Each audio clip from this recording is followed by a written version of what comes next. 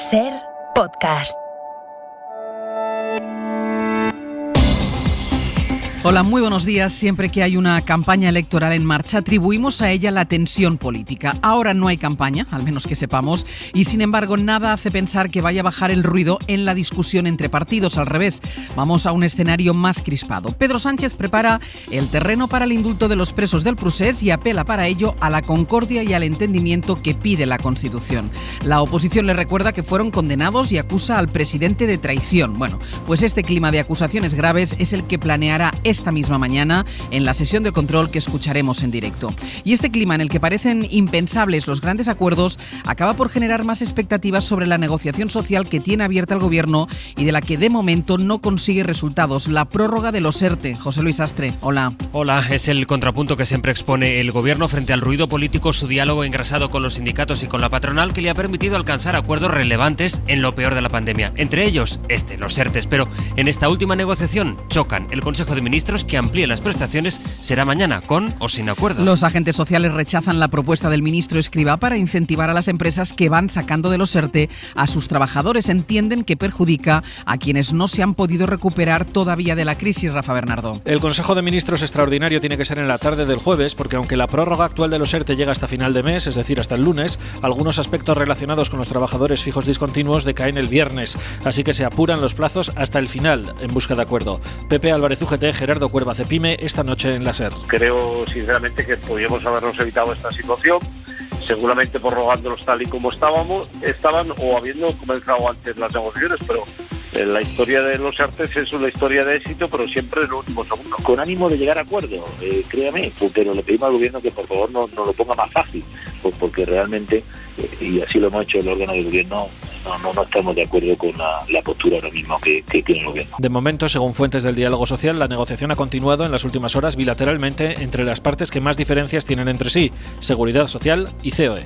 Negociación económica y anuncio político. Nunca había sido tan claro Pedro Sánchez al hablar de los indultos a los presos del Procés. Falta el informe del Supremo, pero dice el presidente que su decisión va a tener presente la concordia y la voluntad de superar una crisis que desgarró la convivencia. El entendimiento, el encuentro, esos principios y valores constitucionales serán los que para mí como presidente del Gobierno pesarán en la decisión que tome el Gobierno en su Consejo de Ministros.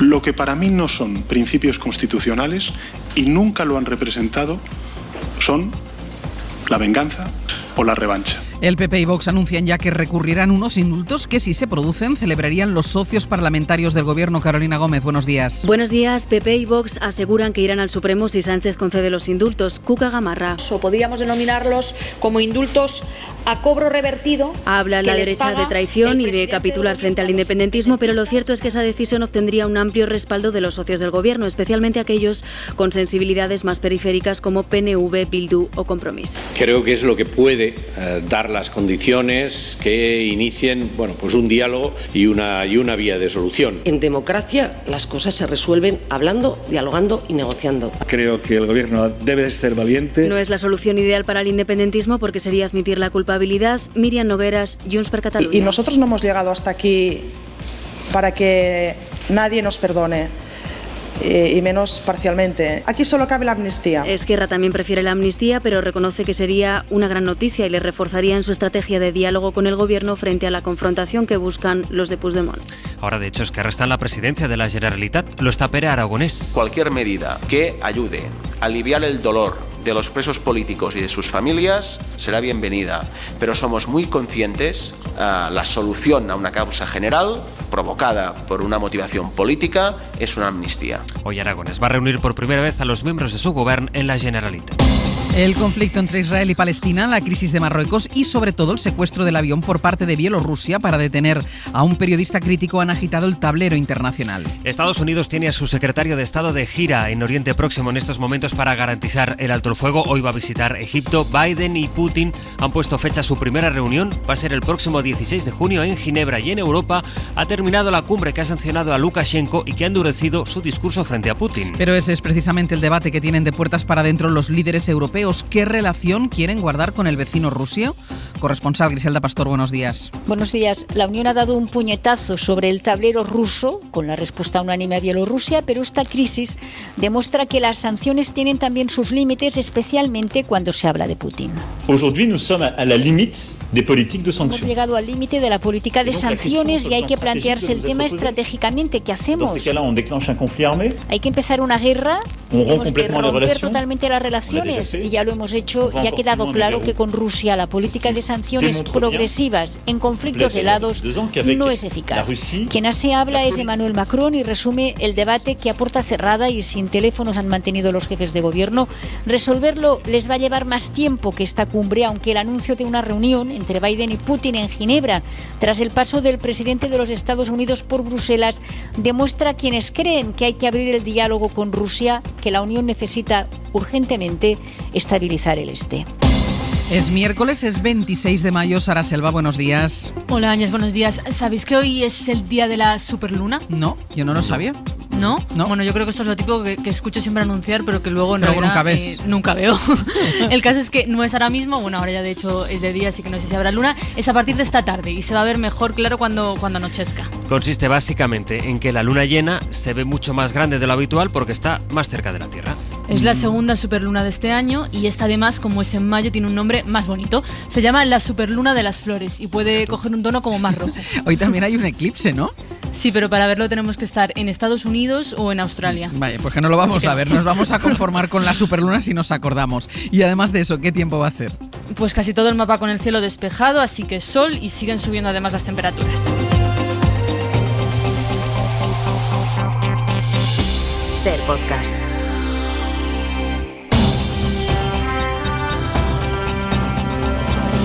Lo último sobre la crisis entre Marruecos y España es la confirmación de que el líder del Frente Polisario, Brahim Ghali, sí va a comparecer de forma telemática ante la Audiencia Nacional. La declaración está prevista para el martes que viene. Va a pedir hacerlo por videoconferencia desde Logroño, desde el hospital en el que está ingresado, porque, aunque ha salido ya de la UCI, sigue muy enfermo. Va a declarar por una querella que interpuso una activista de origen saharaui acusándole de detención ilegal y torturas. Ghali dice que la querella la ha impulsado Rabat para crear un conflicto. Eso en cuanto a la crisis diplomática. En cuanto a la humanitaria, el foco sigue estando en los menores que están en Ceuta, algunos deambulando por las calles de la ciudad. De momento, las comunidades han acordado ya el reparto de 200 niños y adolescentes para liberar espacio en los centros. Hay acuerdo, ahora falta que se produzca el traslado. Mariola Laurido. La Rioja acepta a 5 menores y no a 17, como le había propuesto el Ministerio de Derechos Sociales. Dice que ya había acogido con anterioridad. Será la Comunidad Valenciana la que asuma solidariamente en un esfuerzo adicional a los niños que no quiere La Rioja y será la que reciba un mayor número de chavales, 25. Los criterios de distribución tienen en cuenta la población de cada comunidad, la situación económica y laboral y los menores solos que ya atiende en sus centros. Aunque aceptan a los menores, Madrid y Galicia han mostrado su disconformidad con el reparto, van a acoger a 20 cada una y como Cataluña han pedido más recursos. En este sentido, el Gobierno aprobó ayer un crédito de 5 millones de euros para la acogida y atención de los 200 menores que ya están tutelados en Ceuta y que serán trasladados próximamente a la península. Pues de Ceuta se va a hablar hoy en el Pleno del Congreso y ya se habló ayer en el Senado.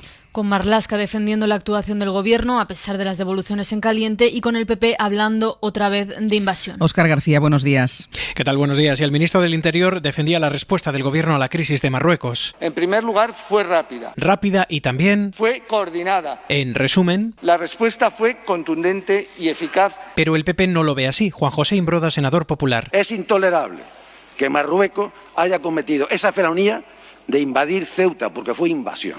Fue invasión. No fue armada, pero fue invasión. Los indultos también protagonizaron el Pleno. El ministro de Justicia se comprometía a acudir a sede parlamentaria para explicar las razones del Gobierno para rechazarlos o concederlos, y una sesión que comenzó con la bronca desde la bancada del PP tras el acatamiento en catalán y por imperativo legal de 2 senadores independentistas. En la Comisión de Igualdad en el Congreso, Vox ha vuelto a romper el consenso político en torno a la violencia machista. Si ustedes están de acuerdo, señorías, yo creo que deberíamos guardar un minuto de silencio. Proponía la socialista Pilar Cancela hacer un minuto de silencio antes de empezar la comisión, pero interrumpe la diputada de Vox, Lourdes Méndez. Por lo tanto, señora presidenta, yo me gustaría que este minuto de silencio se hiciera por todas las personas que hayan sido asesinadas. Pues lo siento mucho, pero el objetivo de este minuto de silencio es el que he dicho, así que... Nosotros nos haremos este minuto de silencio para todas las personas asesinadas. Lamento profundamente, tengo que decirlo, que incluso en un momento así ni siquiera seamos capaces de sumarnos a una situación tan dramática y tan bárbara como la que estamos viviendo. En el Congreso se está celebrando la comisión parlamentaria del caso Kitchen, esa operación supuestamente orquestada desde el Ministerio del Interior para espiar al extesorero del PP, Luis Bárcenas. Mañana está previsto que comparezca el comisario Villarejo, que ha pedido que su declaración sea a puerta cerrada. Javier Torres. El excomisario Villarejo quiere que se apliquen a su declaración las mismas normas de la Comisión de Secretos y, por lo tanto, pretende que su comparecencia ante la comisión Kitchen mañana jueves sea a puerta cerrada. Así lo ha solicitado en un burofax que ha enviado al Congreso y en el que asegura que tiene la voluntad de declarar sobre el contenido de sus notas, que elaboró como agente de inteligencia, dice, y que, por lo tanto, en su opinión, están consideradas como secretos. Dice buscar también con ello la salvaguarda de las instituciones y de la soberanía popular. Asegura también que va a acudir acompañado de su abogado y solicita que éste pueda asesorarle durante toda su declaración. Los socialistas, que presiden la comisión que investiga el uso ilegal de fondos de Interior para espiar al extesorero del PP, Luis Bárcenas, los socialistas se inclinan por no aceptar estas peticiones, ya que insisten en que se decidió al principio que las comparecencias fueran públicas. A las puertas del Congreso y en el Ministerio de Sanidad se concentraron ayer los médicos que acaban de presentarse al MIR y que les toca ahora elegir plaza. Estabas en su ruina, ministra Carolina, vete por favor. Se concentraron para pedirle a Darias que cambie el nuevo sistema de elección, que es digital y no presencial como hasta ahora. Ellos dicen que eso les obliga a elegir a ciegas porque tienen que mandar desde el principio una lista interminable de opciones en vez de ir adaptándola conforme avanza el proceso. Pero la ministra defiende el cambio. Este sistema ofrece las mismas garantías de justicia, de equidad, de seguridad que el anterior. Hoy por hoy, con Ángeles Barceló. Hoy se reúne el Consejo Interterritorial, las comunidades autónomas y el Ministerio de Sanidad y van a debatir, entre otras cosas, sobre el certificado digital, el pasaporte de vacunación, que se va a poner en marcha el 1 de julio. Aunque el tema principal sigue siendo el de las vacunas. Por un lado, la de Janssen, porque la Comisión de Salud Pública ha pedido que se estudie la posibilidad de ponérsela al grupo de edad de entre 40 y 49 años. Y por otro lado, el debate sobre la segunda dosis para las 2 millones de personas que recibieron la primera de AstraZeneca. En las últimas horas, la Comisión de Salud Pública ha vuelto a insistir en lo mismo. Lo que recomienda Sanidad es que se ponga la segunda dosis de Pfizer, pero se abre la puerta a que la persona que se la va a poner elija repetir y ponerse la de AstraZeneca. Y resulta que mucha gente opta por esa segunda opción. En Murcia, que empezó ayer a administrar esta segunda dosis, el 70% opta por AstraZeneca. Murcia, Maica Sánchez, buenos días. Buenos días. Murcia comenzó ayer a completar la vacunación de más de 16.000 trabajadores esenciales menores de 60 años que recibieron la primera dosis de AstraZeneca. La inmensa mayoría repitió fórmula. AstraZeneca, porque creo que es más seguridad, la vacuna es segura, es eficaz y tiene la garantía de la EMA, que es la Agencia Europea del Medicamento, y ellos son los que mandan. Yo AstraZeneca, porque la primera dosis fue AstraZeneca y bueno, me parece que es más fiable. Yo AstraZeneca, pues la verdad que entre lo malo y lo peor voy a elegir lo malo. Pues para cualquiera de las dos fórmulas que se elija en la región de Murcia será obligatorio firmar antes de recibir la dosis un consentimiento informado que estará disponible en el punto de vacunación.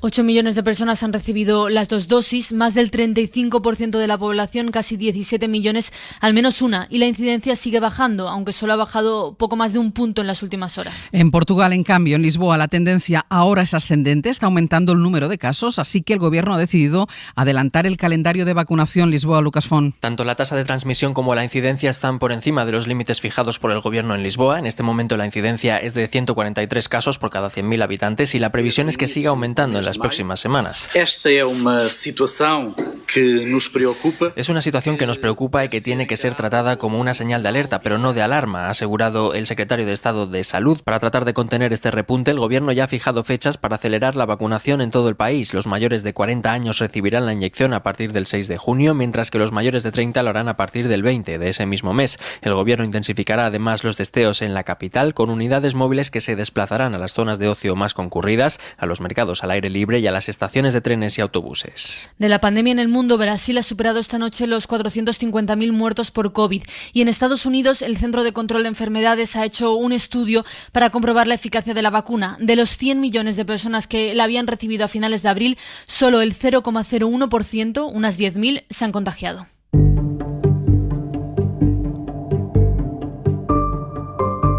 We met with the president and the VP.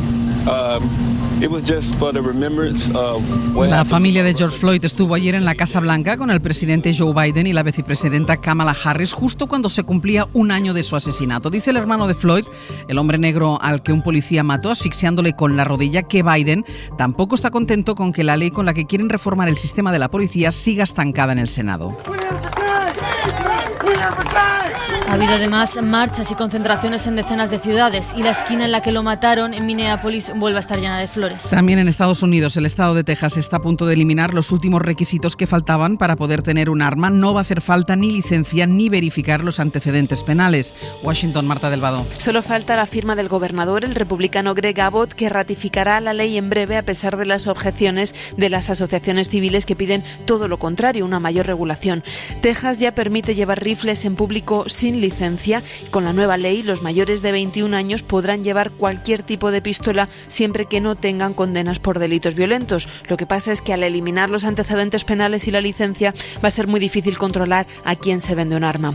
La Asociación Nacional del Rifle aplaude la medida, que se va a aprobar en un contexto de aumento de violencia en todo el país. Solo el pasado fin de semana se registraron una decena de tiroteos masivos en 8 estados que han dejado al menos 11 muertos y 70 heridos. 7.500 personas han fallecido a causa de la violencia armada en lo que va de año, un 23% más que en 2020, según la organización Gun Violence Archives.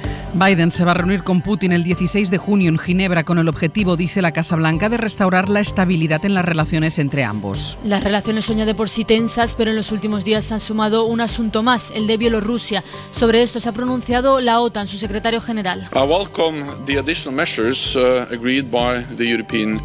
Pidiendo una investigación internacional y la liberación del periodista detenido. Hoy el Consejo de Seguridad de la ONU va a abordar el tema en su reunión. Ser Podcast. Hola, muy buenos días. Hoy parece que tampoco va a ser tranquila la sesión de control al Gobierno que empieza dentro de una hora en el Congreso de los Diputados. Si la de la semana pasada coincidió con la crisis de Ceuta y eso desvió las preguntas de algunos partidos de la oposición, la de hoy coincide con el primer pronunciamiento claro del presidente del Gobierno, Pedro Sánchez, sobre los posibles indultos a los presos del Procés. Sánchez va preparando el terreno ante una decisión exclusivamente política y que en última instancia le compete a él. Y como es una decisión política, los elementos a tener en cuenta antes de tomarla tienen que ver con la política, y así el presidente del Gobierno entiende que si hay indultos se puede avanzar en el diálogo y en la concordia con Cataluña, una manera de salir de esa rueda del hámster en la que lleva demasiado tiempo instalado este conflicto. Pero como es una decisión política, se va a someter también a la crítica política, y el PP no ha perdido el tiempo. El Gobierno ya sabe que no puede contar con el primer partido de la oposición para nada, partido que además tiene ataques de amnesia constantes, recurrentes. Ahora se les han olvidado los indultos que sus gobiernos concedieron, aunque también es cierto que el no a todo de Casado le quita valor a este en concreto, un no más que no se distingue del resto. La decisión de indultar o no, completamente o parcialmente, a los presos del Procés es una decisión difícil y será controvertida sin duda, pero es una decisión legítima. Sánchez sabe el desgaste que le va a suponer y por eso quiere distanciarla al máximo de una próxima convocatoria electoral, pero sabe también que puede contar con el aval de sus socios parlamentarios, aunque el ruido del PP será sin duda todavía más fuerte. Lo comprobaremos enseguida en la sesión de control al Gobierno en el Congreso. Ángeles Barceló. Viene un miércoles de sol y de más calor. Para esta tarde manga corta, Jordi. En la mayor parte del país sí, no tanto en puntos costeros, el mar y el océano todavía están fríos, por eso es donde menos sube la temperatura, pero a pesar del fresco que hace ahora mismo, durante la tarde en el centro y sur de la península, incluso en Canarias, ambiente cálido, máximas de 25 a 30 grados, cerca de los 35 en el Guadalquivir. Y como suele pasar cuando sube la temperatura, esta tarde tormentas en los Pirineos, el sistema central y sobre todo en la Ibérica, de fuerte intensidad entre Castellón y Teruel. Tengo muy claro que la decisión que tome va a tener muy presente valores constitucionales como la concordia, el diálogo, Lo que para mí no son principios constitucionales y nunca lo han representado son la venganza o la revancha. Lo habían sugerido varios miembros del gobierno y el ministro de Justicia pidió que se naturalizasen los indultos, pero otra cosa era Pedro Sánchez. Hasta que ayer y en Bruselas, con la advertencia de que tendrán que estudiar caso a caso las 11 condenas a los políticos del procés, el presidente preparó el terreno a partir de estas coordenadas: concordia, sin revanchas y siguiendo el espíritu de la Constitución. Sastre, buenos días. Buenos días, Barceló. Pone el orden del día del Congreso que en menos de una hora Pablo Casado va a preguntar a Pedro Sánchez esto: ¿está el gobierno defendiendo los intereses de nuestro país? Aparecerá ahí, en esa pregunta tan genérica, la crisis con Marruecos. Aparecerán, por supuesto, las palabras de Sánchez. Y creo que todos tenemos que mirar al futuro, aprender de los errores y, sin duda alguna, abrazar valores constitucionales que creo que son los que dan un horizonte de convivencia y concordia a nuestras sociedades. Inma Carretero, buenos días. ¿Qué tal? Buenos días. Habían advertido en el gobierno de que la decisión se tomará en todo caso después de las primarias del PSOE andaluz, que son el día 13, y aún falta el informe del Supremo, pero Sánchez parece haber querido acelerar, por lo menos para ir preparando el escenario. Sí, ha querido abordar ya de frente este tema porque saben en la Moncloa que está ya en la agenda y que el debate es inevitable. Hay fuentes socialistas que subrayan que tienen argumentos sólidos para hacer valer su posición, que en 2017, recién salido de las primarias, Sánchez apoyó a Rajoy en la aplicación del 155 en Cataluña y piensan que esa clara defensa de la Constitución en el peor momento le legitima ahora para dar ese paso en favor de la concordia y de la convivencia. Hay que recordar, Ángels, que en la última campaña de las generales, cuando el PSOE miraba a los votantes de Ciudadanos y acababa de salir la sentencia del procés en octubre del 19, entonces Sánchez defendió el cumplimiento íntegro de las penas. Ahora lo que dice es que todos tienen que aprender de los errores y que hay que mirar al futuro. De todos modos, tanto el equipo del presidente como distintos ministros consultados por la cadena SER aseguran que la decisión no es inminente, que no será ni mucho menos en un par de semanas, porque tienen que fundamentar bien, nos dicen, cada uno de los expedientes. Gracias, Inma. Gracias. Ojalá yo tuviera en esto y en otros muchos asuntos la lealtad que tuvo el Partido Socialista con el señor Rajoy en momentos muy desgarradores, con una crisis institucional enorme. Se puso en cuestión la integridad territorial de nuestro país en el año 2017. El argumento de Sánchez es: yo ayudé a Rajoy con la crisis constitucional en Cataluña cuando él era el presidente, pero el PP ha puesto ese asunto, sin embargo, en el eje de su discurso. Los indultos de los que se está hablando estos días no son otra cosa que la burla a la democracia por parte de Pedro Sánchez.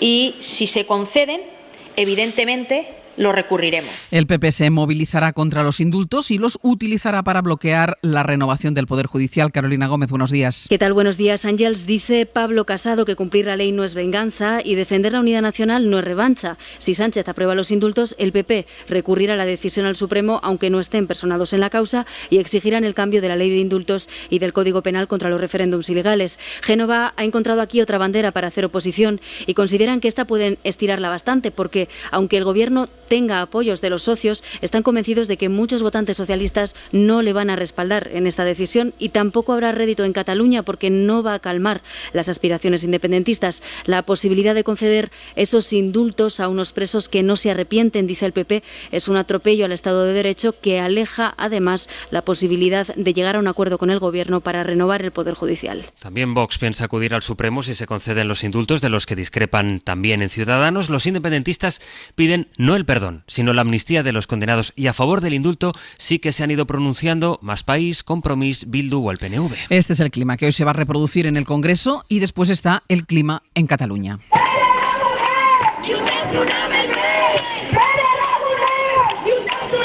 Con la protesta por un desahucio que llegó a la sede de Esquerra, lo fuimos explicando aquí en directo mientras ocurría, mientras diputados de la CUP formaban parte de esa protesta que puso a Pere Aragonés en su primer día, en su primer choque con la realidad. Las imágenes de un desahucio nos provocan dolor siempre. El desahucio que se ha producido hoy, la intervención de la Brigada Móvil del Cuerpo de Mossos d'Esquadra, se debe a una indicación, a un mandamiento judicial en este sentido. Después fue a las cárceles a entrevistarse precisamente con los políticos condenados y esta mañana Sergi López reúne por primera vez a su gobierno. Buen día.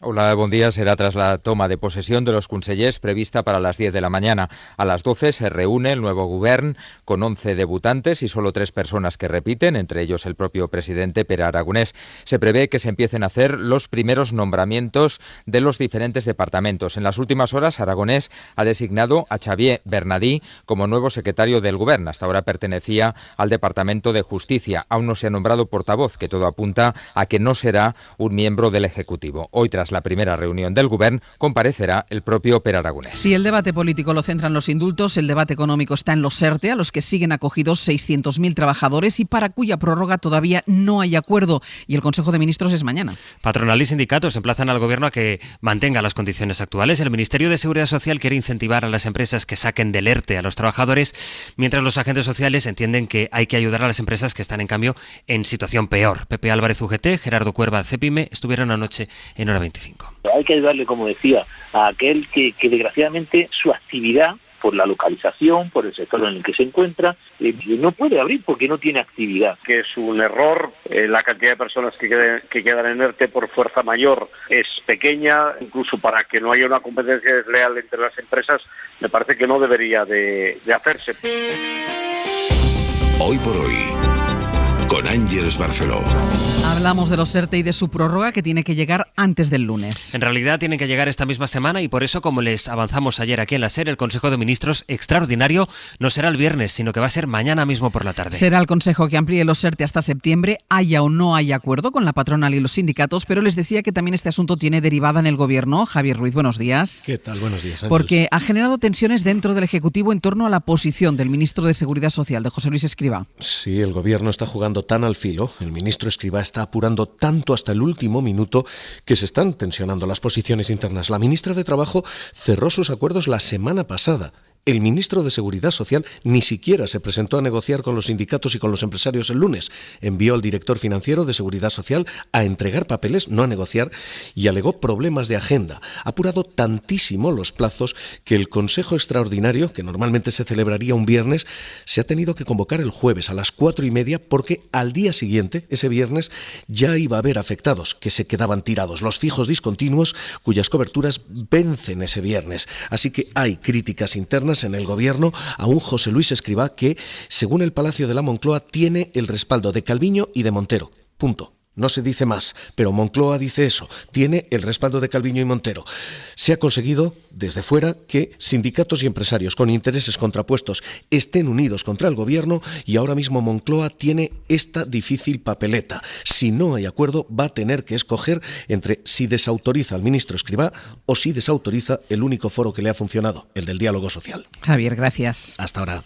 Todos los asuntos que tiene el Gobierno sobre la mesa van a pasar esta mañana por el Pleno del Congreso, de los ERTE, Cataluña, la situación en Ceuta. Hubo acuerdo ayer con las comunidades para repartir a los 200 menores que saldrán de la ciudad autónoma. Solo La Rioja aceptará 5 niños en vez de los 17 propuestos. Esos niños los va a acoger la Comunitat Valenciana. Les estamos contando que el líder del Frente Polisario, Brahim Gali, sí declarará en la Audiencia Nacional el próximo 1 de junio. En su entorno niegan que quiera fugarse. Miguel Ángel Campos. Brahim Gali no se fugará y cumplirá con su obligación de declarar el próximo 1 de junio como imputado ante el juez de la Audiencia Nacional, Santiago Pedraz, según ha asegurado a la SER su entorno jurídico, que también confirma que en los próximos días el líder del Frente Polisario se personará en la causa con abogado y procurador. Gali pedirá a Pedraz no tener que desplazarse a Madrid y declarar por videoconferencia desde Logroño debido a su estado de salud. Sigue ingresado en el Hospital San Pedro de La Rioja y aunque ha abandonado la UCI, donde fue internado en estado crítico el pasado 18 de abril por COVID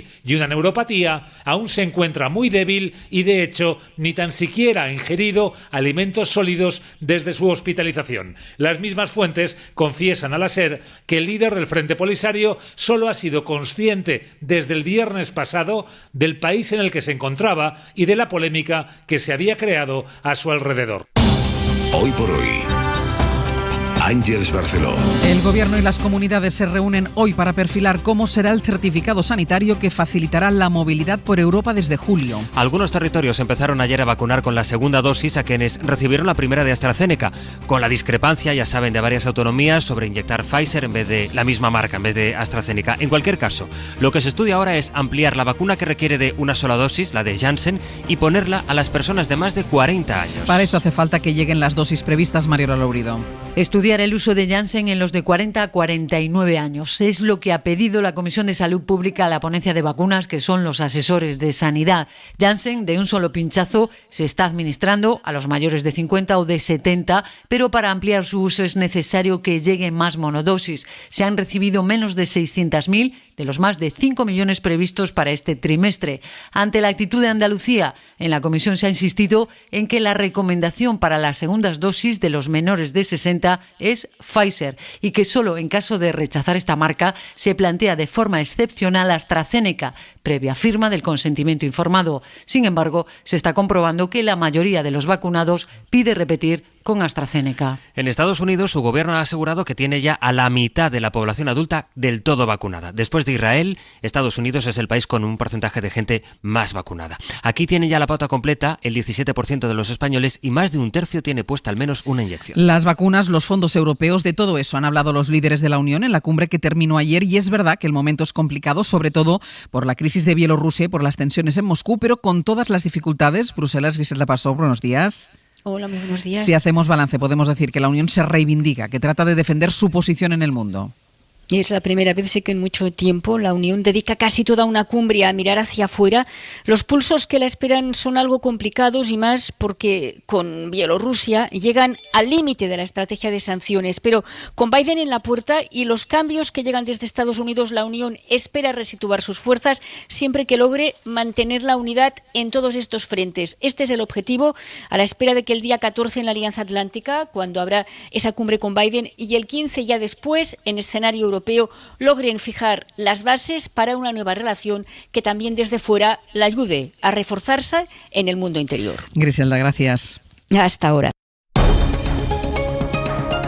Hoy por hoy, Ángeles Barceló. Será una de las imágenes del año y ya tiene fecha y lugar. Joe Biden y Vladimir Putin se reunirán el 16 de junio en Ginebra. Desde la Casa Blanca buscan rebajar las tensiones que han marcado los primeros meses de Biden en la presidencia. Corresponsal en Washington, Marta Delvado. La Casa Blanca espera que la primera reunión entre Biden y Putin ayude a traer algo de previsibilidad a una relación tensa que ha empeorado en los primeros meses de la administración Biden, con la imposición de 2 rondas de sanciones a funcionarios y empresas rusas en estos 4 meses que va de mandato. La portavoz del presidente, Jen Psaki, rebaja las expectativas del encuentro. No se trata de alcanzar grandes acuerdos, sino de poner sobre la mesa las preocupaciones y los desencuentros y saber qué esperar de Moscú en esos temas. Por ejemplo, según fuentes anónimas de la Casa Blanca, los intentos de Rusia de interferir en las elecciones de otros países, el control de armas nucleares y la lucha contra el cambio climático, entre otros. Y allí en Estados Unidos se ha celebrado homenajes a George Floyd un año después de su muerte a manos de un policía. Es el sonido de la marcha multitudinaria que se ha producido en Minneapolis. El presidente Biden se ha reunido con la familia, ante la que ha reconocido que el racismo es todavía un lastre en el país y que la nueva ley contra los abusos policiales se va a poner en marcha, dicho, en los próximos días. Hoy por hoy noticias. Ser podcast. Josep Ramoneda, buen día, buenos días. Hola, buenos días. Nacho Corredor, buenos días. Buenos días. Y Emilio Contreras, muy buenos días. Buenísimos días. Ahora vamos con todo lo que nos tiene preparada la política. A las 9 conectaremos en directo con el Congreso de los Diputados para escuchar como mínimo las preguntas que le formulen al presidente del Gobierno en esa sesión de control al Ejecutivo. Pero antes quiero abrir un paréntesis, porque estos días en Ceuta lo hemos podido comprobar, al menos han sido otros 2 muertos que han sido enterrados sin nombre en el cementerio musulmán de la ciudad, las 2 víctimas mortales en todo el conflicto que ha habido en esa frontera.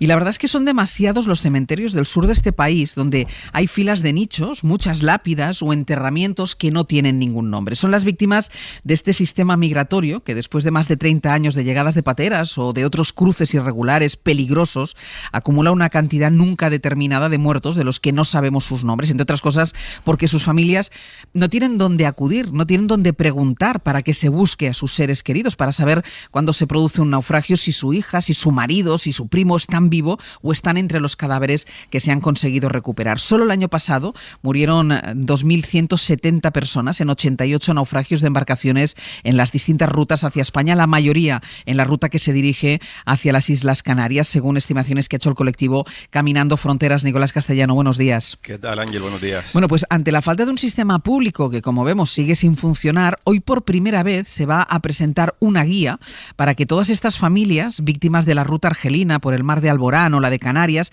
puedan buscar a sus familiares, a sus seres queridos. Vamos a escuchar un ejemplo de hace solo unas semanas, un familiar de uno de los 56 muertos en una de las mayores tragedias registradas, la del Cayuco, encontrado con 24 cadáveres al sur del Hierro, Nico. Sí, se trata, Ángels, de un familiar de un maliense que viajaba a bordo de esa barca, que no tiene un teléfono de la administración española donde informarse y que acaba contactando con Caminando Fronteras. Dice, nos gustaría saber, hay alguien que nos ha dado su número, si mi primo está vivo o no. Mi primo salió de Mauritania del 4 al 5 de mayo en la noche, eran 59 personas, estuvieron perdidos 20 días en el mar. Hemos escuchado las noticias que han muerto todos menos 3 supervivientes, 2 chicos y una chica. No sabemos si es verdad, le voy a enviar una foto de mi primo a ver si lo encuentra, por favor, dice desde Mali, cuando se ponen en contacto con el teléfono de Caminando Fronteras. Es el primo de Conté Musa, una de las víctimas mortales. ¿Y a combien de personas que vivan? ¿Y a combien de personas? ¿Y a que 3 personas dan les 59 là ou y encore? Pregunta, ¿cuánta gente está viva? ¿3 de los 59 o todavía hay más vivos? Todos los 59 han desaparecido salvo 3. Hay alguien que nos está enviando fotos de la noticia, dice agobiado el primo de Musa, que hace de portavoz de la familia tratando de saber qué pasa con su primo. Oui, madame, voici le nom et la photo. Monsieur Conté Musa. Sí, señora, le vamos a enviar el nombre y la foto, es Conté Musa, ese es su nombre habitual. Le vamos a enviar la foto a ver si lo puede identificar, incluso si tiene fotos de los cadáveres y nos las puede enviar, por favor. Y no lo encuentran, Ángels, porque no se sabe a día de hoy si era uno de los 29 cuerpos tirados por la borda durante tantos días de infierno en ese cayuco perdido, o de los 24 cadáveres recuperados y enterrados sin identificar en los últimos días en Tenerife, porque no hay una guía oficial de cómo estas familias pueden reclamar a sus seres queridos. Son ya más de 30 años, como tú decías, Ángels, desde el primer naufragio documentado de una patera y no hay un sistema público claro que ayude a estas familias. Elena Malenos, activista de los derechos humanos y portavoz de Caminando Fronteras. Elena, muy buenos días. Hola, buenos días. ¿No hay una puerta identificada donde los familiares puedan llamar, un número de teléfono al que puedan acudir cuando se enteran de un naufragio y dudan de si en esa patera, en esa embarcación, iba uno de sus familiares? ¿No existe? Bueno, debería haber el procedimiento que tenemos, ¿no? Debería aplicarse también en las fronteras con especificidades. Lo que hemos detectado es que incluso cuando los familiares quieren poner denuncias, porque el primer paso para buscar a un desaparecido es denunciar, claro. Pues no se les deja, ¿no? Lo hemos visto en Canarias, lo hemos visto en Murcia, lo hemos visto en Baleares. Entonces, la administración no solo está abriendo esa puerta a tener un teléfono, a tener un sistema de reconocimiento, sino que además obstaculiza los que ya hay para las personas que están buscando a las víctimas de las fronteras. En la guía que se presenta hoy, ¿qué recogéis? ¿Cuál es el planteamiento? Bueno, es un primer paso al reconocimiento de que estas familias y estas víctimas tienen derechos. Pues nosotras nos pusimos a investigar y nos dimos cuenta de que no había nada. Tanto que no había nada era que eran invisibilizadas totalmente. Entonces, es este primer paso para decirle a las familias, tenéis derecho a buscar y vuestros familiares tienen derecho a ser buscados. Y a la vez hacemos un análisis también en otro documento que se llama Construyendo Memoria Migrante, donde hablamos de esos obstáculos, de esas dificultades y donde damos también una serie de recomendaciones para avanzar, ¿no? Se lo damos a las organizaciones sociales, a las administraciones públicas y también a las familias. Porque muchas veces, Elena, yo recuerdo que te conocí a ti cuando la matanza de Tarajal, cuando dispararon contra aquellos migrantes que intentaban entrar también por la famosa frontera de Ceuta. Y una de las preguntas que yo te hice entonces era el sentimiento de los familiares, porque muchas veces, Elena, se nos olvida que es gente que ha salido de su país y que ha dejado a un padre, a una madre, a una mujer, a un hijo en su país de origen. Sí, efectivamente. Además, cuando no sabes qué ha pasado con tu ser querido que ha desaparecido, es un duelo que no termina nunca. Es un duelo que tiene un impacto psicológico, pero también legal. Tenemos un montón de viudas que no son viudas, un montón de huérfanos que no son huérfanos, no tienen ese reconocimiento. Por eso es muy importante también empezar el procedimiento de búsqueda, poner una denuncia, y dentro de unos años esas personas serán reconocidas, ¿no? Tendrán reconocidos sus derechos, y por lo tanto es importantísimo que los Estados colaboren. Y el dolor es el mismo que sentiríamos nosotros. Sí, claro, es la misma desesperación. Estamos viendo ahora la búsqueda de unas niñas en Canarias, unas niñas españolas, y claro, yo reconozco en la madre el relato que he escuchado durante todos estos años. ¿Dónde están? ¿Qué pasa? Cada una con su especificidad, pero ese relato de dolor de esa madre es el mismo del de muchas madres de estas víctimas de la frontera. Elena Maleno, muchísimas gracias. Gracias a vosotras. Hasta luego, Nico, gracias por invitarnos a poner el foco en esta cuestión. No hay un sistema que permita a los familiares que se quedan en los países de origen que tengan facilidades para poder localizar a los suyos cuando hay un naufragio, cuando nos enteramos de la muerte en una patera. No hay un sistema que esté estabilizado, que sea estable para que puedan acudir a él. Si no hacemos memoria, como dice Elena Ángels, será imposible dimensionar el drama que estamos viviendo durante todas estas décadas en las fronteras del sur de Europa, ¿no? Nico, gracias. Hasta luego. Ser Podcast.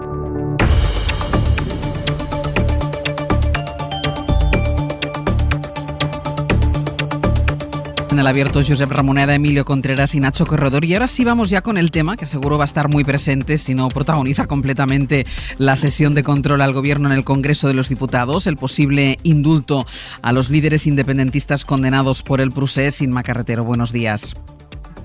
Sí, pues la Moncloa ha decidido, Ángels, que ya ha llegado el momento de desplegar su relato sobre los indultos, y el propósito ahora es colocar la idea de que con esta decisión lo que hace el Gobierno es seguir aplicando y defendiendo la Constitución, sus valores de concordia y de convivencia frente a la revancha o la venganza, que fue lo que dijo ayer el presidente. Era la primera vez que hablaba el presidente tan claramente, ¿no, Inma? Porque habíamos escuchado declaraciones de otros miembros del Gobierno, el último, el propio ministro de Justicia, diciendo que había que naturalizar los indultos, pero es la primera vez que Pedro Sánchez habla tan claro. Sí, es la primera vez que aborda de frente el asunto. Han sido los ministros los que han ido diciendo que había que abordar con naturalidad, que está dentro del cumplimiento de la legalidad vigente, pero ahora lo que hace Sánchez con este planteamiento es intentar conectarlo directamente con su decisión de 2017, cuando apoyó la aplicación del 155 en Cataluña, al lado de Mariano Rajoy, cuando él acababa de recuperar el liderazgo del PSOE en las primarias, y creen fuentes socialistas que esa posición de entonces refuerza ahora al presidente en los pasos que dé en favor del entendimiento en Cataluña, que es el contexto en el que sitúan la decisión sobre los indultos, que nos dicen que no será inminente. Eso sostienen en el equipo del presidente también distintos ministros que hemos consultado, aseguran que esto no se va a resolver en un par de semanas, quieren fundamentar bien los expedientes porque se barrunta batalla judicial, y por medio, además, el día 13 hay primarias en el Partido Socialista en Andalucía.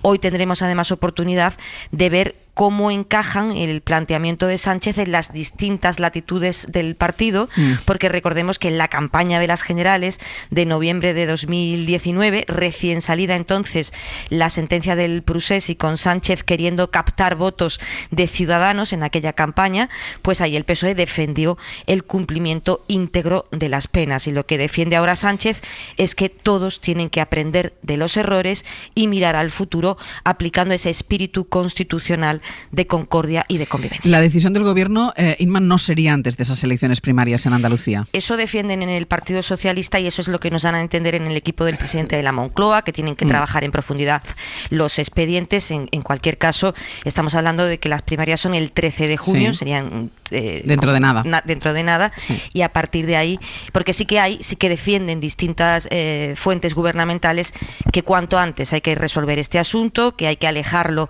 de las elecciones, y que lo suyo es empezar el nuevo curso político con este tema ya resuelto. Inma. Gracias. Gracias, hasta ahora. No quiere que sea antes, no tiene que tomar la decisión el gobierno antes de esas primarias en Andalucía, pero quiere seguramente alejarlo lo máximo posible de una posible convocatoria electoral de generales cuando toque, que ahora mismo toca dentro de 2 años si no hay un avance. Así hablaba Pedro Sánchez cuando decíamos que era la primera vez, como preparando el terreno, como allanando el terreno para la decisión que tenga que tomar el gobierno. Así hablaba Pedro Sánchez. Tengo muy claro que la decisión que tome va a tener muy presente valores constitucionales como la concordia, el diálogo, lo que para mí no son principios constitucionales y nunca lo han representado, son la venganza o la revancha.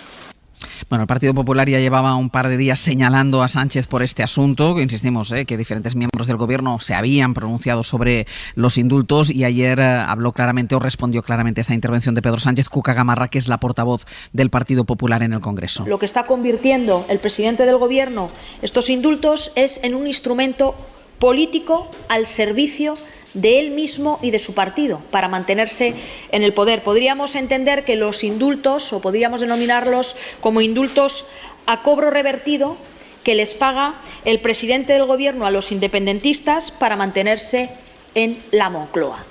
Y esto se completa con el tuit que puso Pablo Casado. Dice: cumplir la ley no es venganza, defender la unidad nacional no es revancha y dar un golpe al Estado no es un valor constitucional. Si Sánchez aprueba los indultos, recurriremos al Supremo y exigiremos el cambio de la ley de indultos y del Código Penal contra referendos ilegales. Ramoneda, va allanando el camino, va allanando el terreno el presidente del Gobierno, como la única fórmula, o como una fórmula importante para intentar sacar al tema de Cataluña, al conflicto de Cataluña, del bucle en el que anda metido. Sí, a mí me parece que cuando hay un problema sobre la mesa y existe y es real, de nada sirve cronificarlo o minimizarlo. O no hablar de él. Hay un problema, hay que afrontarlo. Hay un momento de oportunidad. Es obligación de un dirigente político intentar aprovechar esta oportunidad. Claro que sería más fácil la oportunidad si por un lado tuviese la complicidad de las principales fuerzas políticas españolas y por otro lado estuviese más allanado el terreno en el otro lado. Claro que sería más fácil, pero ya sabemos que el PP ha entrado en una espiral de confrontación y además con cierto éxito en Madrid, y por tanto aquí esto ya no hay quien lo pare. El PP en este momento no piensa en otra cosa que en una espiral de confrontación para intentar tumbar a Sánchez. Por tanto, sí, es evidente que el presidente asume un riesgo considerable, es evidente que un presidente de un gobierno tiene que intentar aprovechar una oportunidad. ¿Por qué hay una oportunidad? Hay una oportunidad por 2 cosas. Primero, porque ha habido finalmente un cambio de gobierno en Cataluña. El gobierno en sí ya tiene alguna dimensión significativa. Su líder es una persona joven, aseada, que le falta, es verdad, crecer en autoridad y demostrar hasta dónde es capaz de ejercer autoridad desde su cargo, que en Cataluña es un cargo realmente que está muy por encima de los demás, para decirlo así, ¿no? ¿Sabrá ejercer, sabrá emanar esta autoridad? Lo veremos. Desde el primer momento está lleno de sombras. Ayer la CUP ya le avisó seriamente al actuar contra un desahucio, incluso algunos militantes ocupando la sede de Esquerra Republicana. En los círculos concéntricos, que son muchos de Junts per Cat, hay por lo menos 2 o 3 de ellos que están alerta cuando pueden asaltar y acusar de deslealtad a Pere Aragonés. Pero hay una vía, que es el estado de opinión de la ciudadanía en este momento. La resaca del octubre del 2017 ha sido larga. Ha dejado un clima de estancamiento grande. En las próximas elecciones se vio la caída de participación. El independentismo, cuya arma principal será siempre sumar votos, perdió 700.000. También todos perdieron, pero no deja de ser significativo, ¿no? Y en este clima, en esta sensación agravada, por supuesto, por la pandemia, de que hay muchas urgencias para poner por delante, la dualidad del discurso de Pere Aragonés hay que aprovecharla. Pere Aragonés, por un lado, afirma que avanzará todo lo posible hacia la autodeterminación, pero al mismo tiempo promete un gobierno de gestión. Él sabe, como todo el mundo, que la gran promesa está muy lejos del alcance de las fuerzas que en este momento tiene el independentismo. Hay que aprovechar estas brechas. Hay que aprovechar estas brechas. A ver, la Constitución no debe ser un pretexto para tirar en cara una visión de España quien no piensa como tú, como hacen algunos que tienen una visión monolítica del país, ¿no? La Constitución es un marco de convivencia y de posibilidades para hacer efectiva esa convivencia. Y entre esas posibilidades está el indulto, hay reconocidos derechos como el derecho a la vivienda y hay mecanismos de control gubernamental como la moción de censura. La transición no debe ser tampoco un pretexto para tirar en cara a los demás un modelo de consolidación de la democracia. La transición son un conjunto de hechos que además son un mito fundacional de nuestra democracia, incluso una parábola que si algo nos enseña es la capacidad de perdonar, de hacer esfuerzos por gestionar contradicciones y de tener la suficiente generosidad para garantizar la convivencia, ¿no? Un país como España, que tuvo la capacidad de perdonar a personas con las manos manchadas de sangre en nombre de la convivencia, ¿cómo no va a ser capaz de gestionar las contradicciones que implican indultar a unos líderes políticos condenados por impulsar desórdenes públicos? Hoy he madrugado un poco, porque yo me lo tomo muy en serio la tertulia del Hoy por Hoy, y he entrado en la hemeroteca, ¿no? Ya entrando de lleno en la historia democrática. Y he ido hasta el 24 de diciembre de 1988 al diario El País. Titular: el gobierno indulta al exgeneral Alfonso Armada, condenado por dirigir el golpe del 23F. El general Armada, condenado a 26 años de cárcel por dar un golpe de Estado, condenado por rebelión, a diferencia de los líderes del Procés, es indultado y se adujeron en ese caso razones de equidad que junto a las razones de utilidad pública son las posibilidades que señala la Constitución. Pero si seguimos en la hemeroteca, íbamos al 15 de septiembre del año 93, también el diario El País recoge que el Supremo es favorable al indulto a Tejero por razones de utilidad. Tejero, recordemos, un señor enloquecido que entró dando tiros al Congreso de los Diputados y que, tras la solicitud de la Archicofradía de la Celeste, sabemos los católicos siempre están presentes en la historia de nuestro país y al lado de personas que lo necesitan, esa solicitud fue avalada por el Supremo y, según recoge el diario El País, fue avalado por razones extrajurídicas y fue avalado por el propio Supremo porque se trataría de una aceptación social que contribuiría al olvido de unos hechos que deben quedar ya en el pasado. ¿Cómo no se va a poder plantear si eso fue posible, si la parábola de nuestro mito fundacional es justamente el perdón, la gestión de las contradicciones? ¿Cómo no se va a poder perdonar si el principal y único golpe de Estado avalado jurídicamente, porque ese sería otro elemento, el Supremo no dijo que los independentistas dieron un golpe de Estado? Si fue posible hace 30 años, ¿cómo no va a ser posible ahora? Emilio. Sí, yo tengo que reconocer que cuando ayer leí la noticia, las palabras del presidente del gobierno en las que decía que la venganza y la revancha no son valores constitucionales, me preguntaba a quién se las dirigía. Para ello me preguntaba, a lo mejor va dirigida a los dirigentes separatistas que están amenazando con la revancha y la venganza cuando dicen lo volveremos a hacer. Porque una de las condiciones que cualquier ciudadano que acepte los principios de la democracia considera que son mínimas para conceder el indulto es que quien es indultado diga que no lo va a volver a hacer. Porque Nacho ha recordado lo que ocurrió con Milans y con Tejero, que después de pasar 8 o 10 años en la cárcel fueron indultados, ¿no? Y no soy yo sospechoso precisamente de tener connivencia con ellos, ¿no? Pero es que hay un ejemplo aún mayor. El ejemplo mayor es que lo que se hizo con los etarras de ETA político-militar. Esos habían matado o habían herido.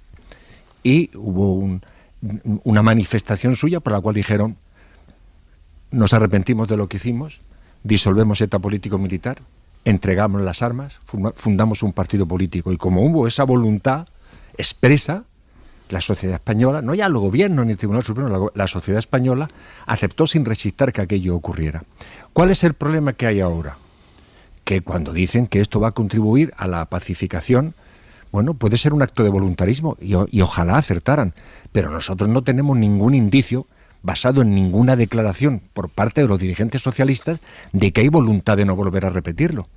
Porque es más, insisten en que lo volveremos a hacer. Ayer, en el Pleno del Congreso, la portavoz de Esquerra Republicana de Cataluña dijo, de Junts per Catalunya, dijo, lo volveremos a hacer, sin la voluntad de no volver a reincidir, sin la voluntad de sentarse en lo que son las normas democráticas. Realmente hay que indultar. Se considera que el Supremo, si al finalmente se confirma lo que dice que va a ser su posición, y en la Fiscalía están basados sus dictámenes en la venganza y en la revancha. No. el asunto es mucho más complejo. Los españoles no tenemos la evidencia de que si se indulta, como ocurrió con los etarras y lo que ocurrió con Milán del Bosque y con Tejero, vamos a tener la seguridad de que no van a infringir la ley de nuevo.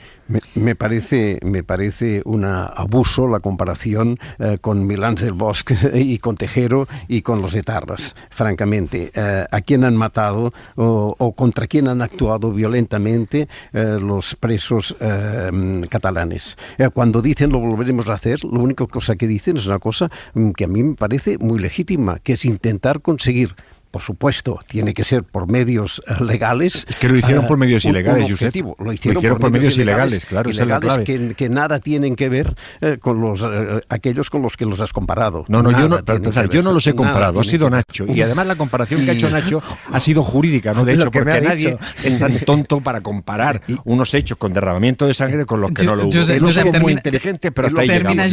El objetivo de conseguir la independencia de Cataluña es perfectamente legítimo si se cumplen los caminos que lo hagan posible. Por tanto, que digan lo volveremos a hacer no me parece una explicación, porque no creo que la reeducación signifique hacerles renunciar a sus objetivos políticos o del carácter que sean. No, lo que sería una reeducación propia de países poco democráticos, me parece a mí, ¿no? Nacho. Han estado 4 años en cárcel, no son 4 días, han cumplido bastante. Nacho. Por alusiones, ¿no? Que se diría. Yo lo que no he hecho es equipararlos, claro. Y sí que los he comparado porque me parece que nuestra historia nos da lecciones y creo que si hechos tan graves como aquellos por los que fueron indultados en los años 80 y 90 algunas personas en pro de la convivencia, ¿cómo no va a ser posible que se pueda plantear en estos momentos la misma discusión? Es más, probablemente muchos que defendieron entonces los indultos ahora se oponen a ellos y son ellos los que entran en una contradicción, ¿no? Yo creo que hay razones morales para plantearse el indulto parcial, que es que en democracia es fundamental la convivencia. Y creo también que hay razones pragmáticas, es decir, los tipos penales por los que fueron condenados no se ajustan a derecho, y además creo que es el principal elemento que puede hoy dividir al independentismo. Hoy por hoy noticias. Ser podcast. A punto de empezar en el Congreso de los Diputados la sesión de control al Gobierno. No ha habido cambio en ninguna de las preguntas que habían registrado los diferentes grupos parlamentarios, pero Nieves Goicoechea, buenos días. Buenos días. Las palabras de ayer de Pedro Sánchez allanando el terreno para un posible indulto de los presos del Procés va a estar sobrevolando sobre el hemiciclo. Eso, crisis de Marruecos, negociación fallida sobre el fin de los ERTE, son los temas del debate, Ángeles, que tenéis ahora y de esta sesión seguramente, que viene con una pregunta muy abierta de Pablo Casado al presidente, que da para todo. Ahí cabe todo. Está el Gobierno defendiendo los intereses de nuestro país. Bueno, los dos socios del Gobierno que apoyan los indultos, Bildu y PNV, preguntan al presidente por lo que queda de legislatura, si planea el Gobierno lo que planea y si lo que planea es una agenda de izquierdas. Así que veremos qué temperatura. En Madrid hay 16 grados, veremos aquí dentro qué hay. Y una novedad que decías ahora mismo, Yolanda Díaz no va a acudir al Congreso, Ángeles. Ella lo ha dicho ahora mismo este miércoles en un tuit, tenía una intensa agenda de trabajo, pero el médico me ha prescrito parar. Hay días en que hay que parar, espero recuperarme pronto. Tenía 2 preguntas, una sobre reforma laboral y otra también de Vox sobre si la legislatura empieza ahora, así que Yolanda Díaz no estará hoy. Pregunta Pablo Casado. El secesionismo catalán es un movimiento reaccionario que recorta derechos y libertades democráticas. El acatamiento de la sentencia del 1 de octubre supone su cumplimiento íntegro. Nadie está por encima de la ley. Los referendos ilegales deben prohibirse y ser delito. Señor Sánchez, todo esto lo ha dicho usted. Mintió a los españoles para ganar las elecciones y al día siguiente pactó con los secesionistas para que le hicieran presidente. Ha quedado claro que se debe a ellos y no a los españoles. Por eso ahora quiere indultarles traicionando a su palabra, al Código Ético del Partido Socialista, a 12 informes de la Fiscalía, a la Constitución y a la igualdad de los españoles. Para la concesión de un indulto debería recordar que hace falta primero pedirlo, luego tener el informe del tribunal, después arrepentirse y comprometerse a no reincidir. Nada de eso cumplen sus socios, sino todo lo contrario. Pero usted quiere salvar un problema personal convirtiéndolo en un problema de Estado. Prefiere poner en riesgo la continuidad de la España constitucional a cambio de continuar usted en el poder. Así es como defiende los intereses de España. Conteste a este Parlamento. ¿Va a indultar a los condenados por sedición? ¿Sí o no? Ha entrado directamente en materia. La pregunta era sobre los intereses, cómo defiende los intereses de España, pero la pregunta es clara, directa y contundente del líder de la oposición al presidente del gobierno sobre la posibilidad de indultar a los líderes del procés. Y la acusa también de mentir para ganar y luego de pactar con secesionistas. Vamos a ver si la respuesta del presidente del gobierno es clara. Muchas gracias, señora presidenta. Señoría, ayer le escuché hablar de legalidad y defensa de la unidad territorial. Y efectivamente esa es la cuestión. ¿Cómo se defiende la legalidad democrática y cómo se defiende la unidad de España? Hay que recordar, señoría, que a quien le hicieron un 1 de octubre y le plantearon una declaración unilateral de independencia no fue a este gobierno progresista, sino a un gobierno del Partido Popular.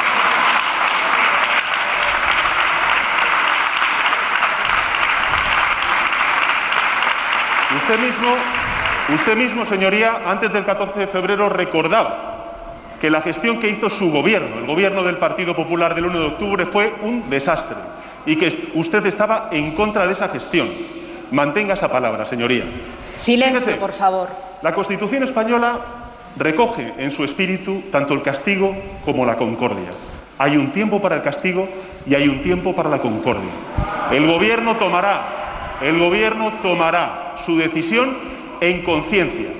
Y les puedo garantizar, señorías, que tomaríamos la misma Señora decisión... Martínez Ferro, silencio, por favor.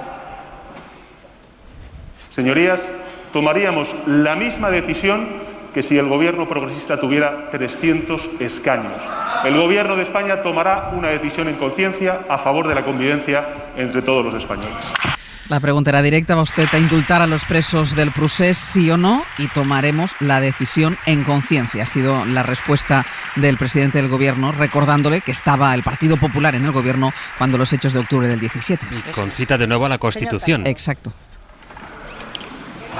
Señor Sánchez ha llegado demasiado lejos. Dice usted que en los valores constitucionales no está la revancha y la venganza, pero cumplir la ley no es venganza. Y defender la unidad nacional no es revancha. Y dar un golpe a la legalidad no es un valor constitucional. Dice usted que hay que apostar por la concordia, la convivencia y el respeto a las leyes, pero quiere indultar a los que han atacado las leyes, han reventado la concordia y han dinamitado la convivencia.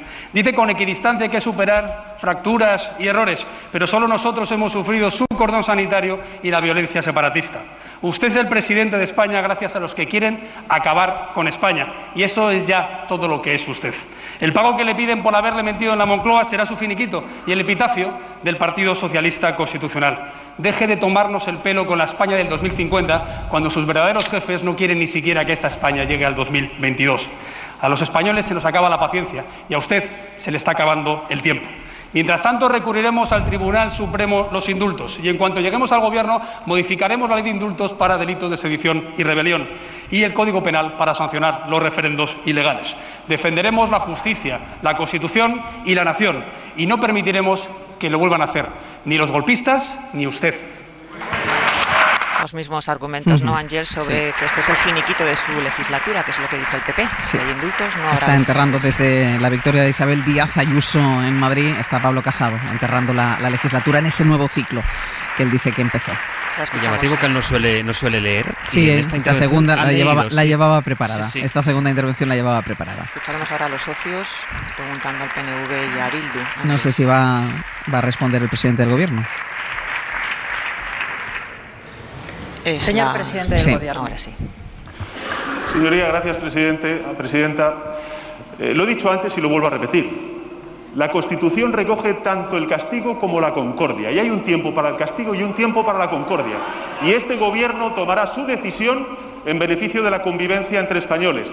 Y tomará su decisión con independencia del número de escaños que le apoyen. Porque tomaríamos la misma decisión con 300 escaños o con 120 como tiene el Grupo Parlamentario Socialista, en beneficio de la concordia, la convivencia y el encuentro entre españoles. Y ustedes, señorías, y usted en particular, podrían al menos comprometerse con el Estado, defender al Gobierno, como hizo el Grupo Parlamentario Socialista cuando apoyó a su Gobierno en un momento tan difícil, tan complicado como fue el año 2017, con esa aprobación de la Declaración Unilateral de Independencia que hicieron a su Gobierno, a su partido, ustedes sí que no defendieron la integridad territorial y la unidad de España. Lo que hicieron fue precisamente debilitar los cimientos del Estado precisamente ante ese embate a la convivencia. Por tanto, sean responsables y apoyen también al Gobierno.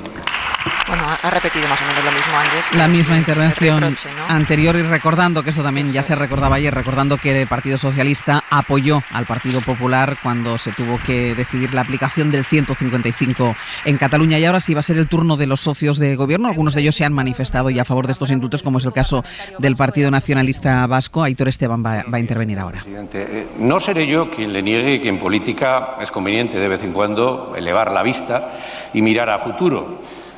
Bueno, ya conocemos el desideratum del plan 2050, con algún toque centralista, pero usted convendrá conmigo también en que de vez en cuando hay que mirar al suelo, porque nos podemos encontrar con guijarros que no por inadvertidos no se sepa que estén ahí y que puedan echar a perder las cosas.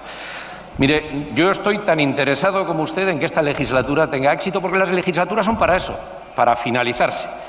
Pero creo que tenemos que ir concretando en la política de las cosas. Por lo tanto, ¿cuál es el plan del Gobierno para 2021 y 2022? Siempre las preguntas de Aitor Esteban. Siempre al terreno. Sí, siempre hacen aterrizar las preguntas de los nacionalistas vascos. ¿Cuál es el plan de su gobierno para el 21 y el 22? Tiene el Gobierno de España para 2021, para 2022 y también para 2023. Es el que expuse en mi discurso de investidura, es el que he expuesto a lo largo de todas las comparecencias en el estado de alarma y también cuando he tenido a bien y han tenido ustedes a bien invitarme a poder participar en esos debates, que es la vacunación, la recuperación, la superación de la pandemia y, en consecuencia, el progreso y la transformación de nuestro país. Y en ese sentido yo creo que, entre otras cuestiones, lo que ha hecho este Gobierno ha sido un ejercicio sin precedentes de cogobernanza en todos los ámbitos, desde el punto de vista de la toma de decisiones de la política sanitaria ante esta emergencia sanitaria de la pandemia, como en otras muchas cuestiones, como es, por ejemplo, la cogestión de los fondos de recuperación provenientes de la Unión Europea. Por tanto, señoría, yo creo que este Gobierno reconoce el Estado compuesto que es España, reconoce dónde están las competencias de todas y cada una de las administraciones y, por tanto, lo que sí que le puedo garantizar es que esa va a ser pues la tónica habitual que vamos a tener hasta el año 2023, que será cuando finalice la legislatura, como usted bien ha recordado.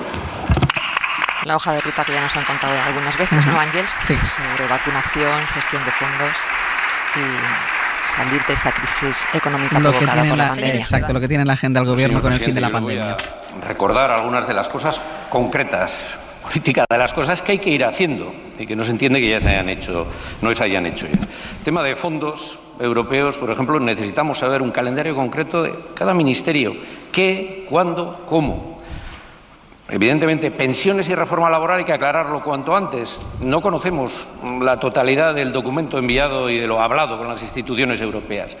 En industria, hay que tomar decisiones proactivas en sectores claves a los que más bien se le está poniendo obstáculos y hoy por hoy son muy importantes para la economía del país, como por ejemplo el sector gasístico. No se entiende que la máquina herramienta, que tiene 150 millones en el presupuesto, todavía no se haya ejecutado nada y el Ministerio esté mirando sin saber qué hacer. No se entienden las disfunciones que hay entre ministerios y en esto es muy importante que usted intervenga, por ejemplo, entre transportes, medio ambiente, que al final provocan ineficacia, por ejemplo, en temas como el tren de alta velocidad. No se entiende que el delegado del Gobierno del País Vasco, y espero que usted no lo comparta, diga que no va a ser entrada soterrada del TAV en Gasteiz, porque eso rompería nuestros acuerdos con el Gobierno. No se entiende que no se haya traspasado ya el ingreso mínimo vital a la comunidad autónoma vasca y que la última oferta sea tan imposible de aceptar como la que nos han presentado, porque es que rompe también lo acordado personalmente conmigo.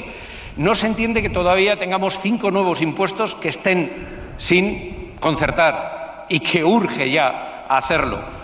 Es importante que afrontemos ya de una vez y con concreciones el modelo territorial Cataluña y Euskadi. Y tiene usted la Convención Europea, a la que hay que prestar mucha atención. Quizá la Convención Europea, si usted la trabaje bien, le pueda dar soluciones para luego arreglar cosas en el modelo territorial interno. Gracias, presidente.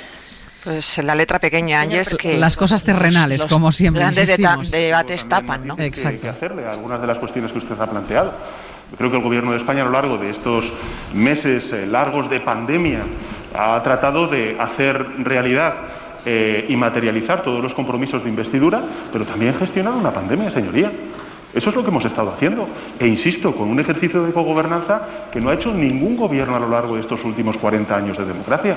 Reconózcalo al menos. Hombre, que usted me diga que todavía no hemos materializado esa transferencia, efectivamente, del ingreso mínimo vital, pero hombre, este gobierno ha hecho unas transferencias, yo creo que bastante sustantivas a lo largo de estos últimos meses para con Euskadi, que al menos usted podría reconocer en ese ejercicio de cumplimiento del Estatuto de Gernika. Y hombre, usted me habla a lo mejor de algunas cuestiones vinculadas con la gestión de infraestructuras, de transportes y demás, que ya hemos hablado. En fin, señoría, yo creo que tenemos por delante muchos meses para materializar muchos de esos compromisos que tanto su partido como el nuestro pues lógicamente firmamos precisamente para lograr el acuerdo de investidura. Por tanto, bueno, pues cogobernanza, entendimiento entre ambos partidos y, señoría, yo creo que estamos gestionando también una pandemia. Creo que la principal preocupación que ahora mismo tienen los vascos y también el conjunto de españoles y españolas pues es la recuperación, es la superación de esta pandemia y sin duda alguna también la vacunación y el horizonte de esperanza que está abriendo al conjunto de España. Paciencia y no se quejen, ¿no, Ángeles? Sí, estas son las era la de prisiones, una histórica. El tipo de preguntas que deberían abundar más en las sesiones de control al gobierno, que en muchas ocasiones se convierten en un pim pam pum, en un cruce de acusaciones de unos a otros y escasean el tipo de preguntas que tocan, insisto, lo terrenal, la letra pequeña. Claro, se lo ponen fácil al gobierno, porque si no responde a algo concreto. Merche Izpurua, del Grupo Parlamentario Euskal Herria Bildu. Y sin obviar todos los efectos de la pandemia, su gobierno de coalición inició la andadura prometiendo una agenda que tendría profundos cambios y mejoras en la vida de la mayoría social y también en la concepción de este Estado y su democratización. Hoy, frente a esta derecha envalentonada y reaccionaria que pretende una contrarreforma antidemocrática y recentralizadora, esa agenda es hoy más necesaria que nunca, pero no llega. Por eso le pregunto si en lo que queda de legislatura desarrollará la agenda de izquierdas y progresista que prometió.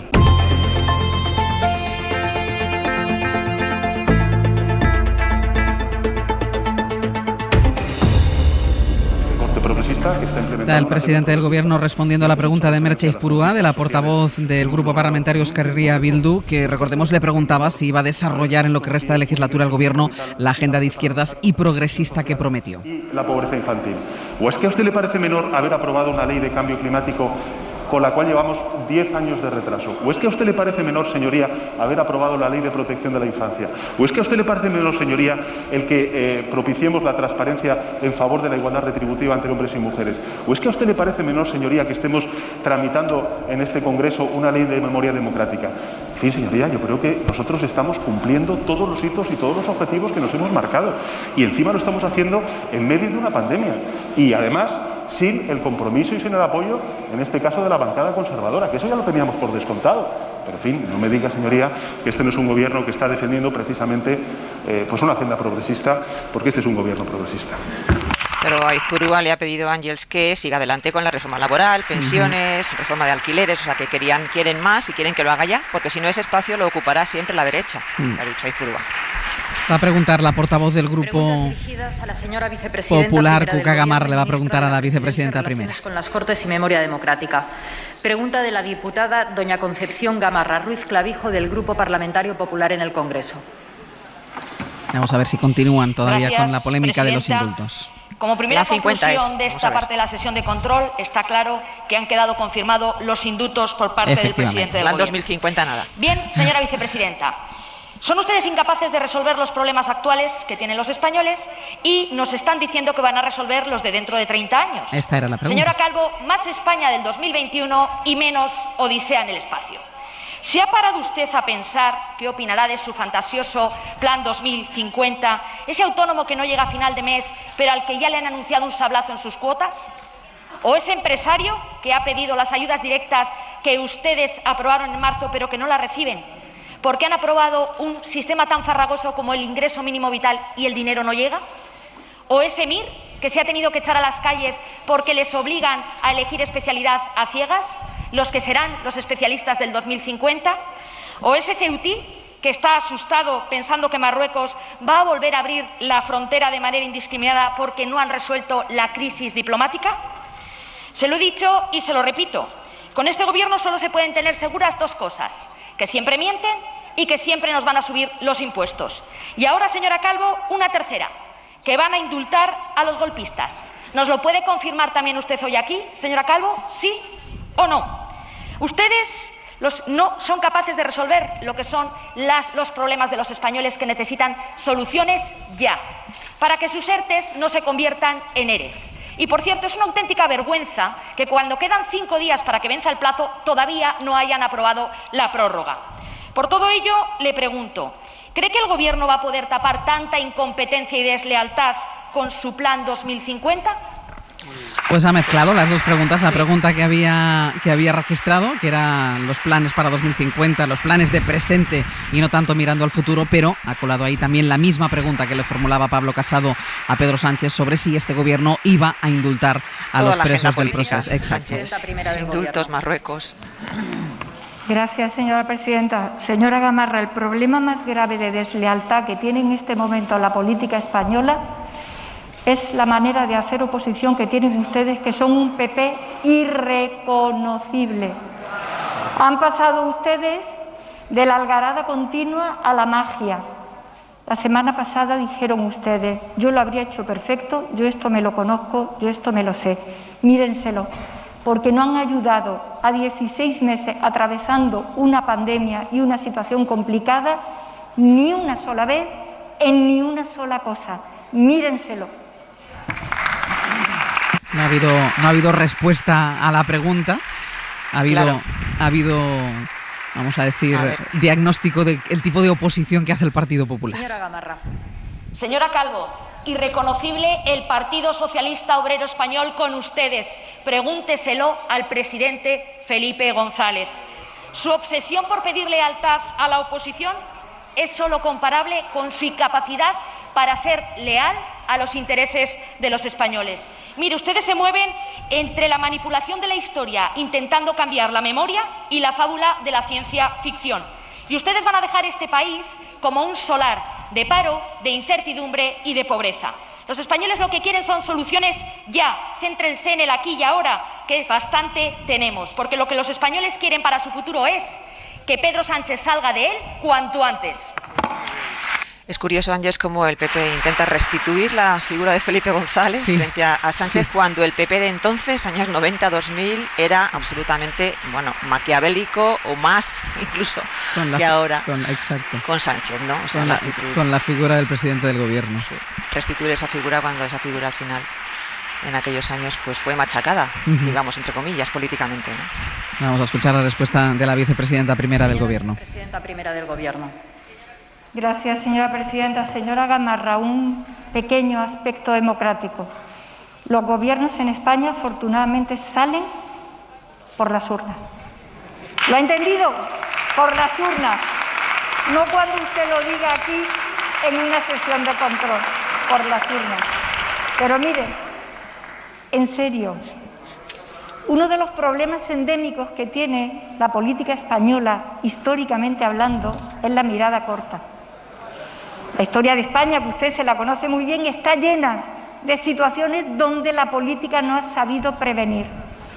Para una vez que un gobierno se plantea en serio una mirada larga y estratégica de la posición de nuestro país y de los problemas de nuestro país, van ustedes, el gran partido de la oposición, y todo lo que se les ocurre es nada.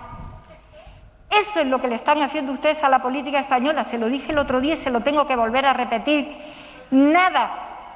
Ustedes están en continuo estado de algarada.